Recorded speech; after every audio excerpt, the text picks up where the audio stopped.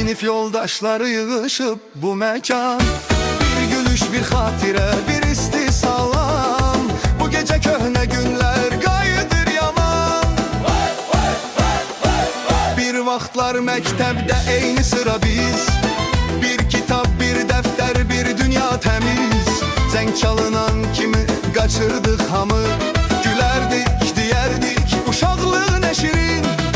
Sinifdə səs-küy, müəllim hirslənər, bizim ürəyimiz yenə sevinç gəzər. Biri şuluq idi, biri sakit uşaq, amma hamımızın ürəyi eyni qucaq. Sinif yoldaşları, aycan yoldaşları, könlümdə qalıbdı o göz yaşları. Bugün yenə bir yerdəyik, şənlik var, toy var, qaldı uşaqlıq günləri, indi xatirə var. Sinif yoldaşları, aycan yoldaşları, hər kəsin qisməti ayrı yolları, amma nə olur olsun qardaş kimi qalırıq. Bu gecə bir olaq, ürəkdən çalırıq.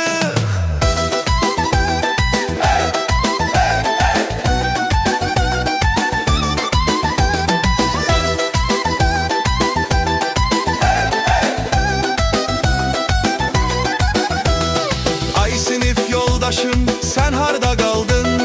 Nə qədər illər keçdi, xəbər tutmadın. Məktəbin həyəti düşür yadıma, sən gəlməsən belə gəlir xatirən. Birimiz uzaqda, birimiz ev eşik, biri də iş gücün içində tək-tək.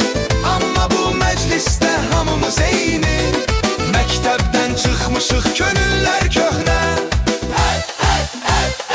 Birimiz həkim oldu,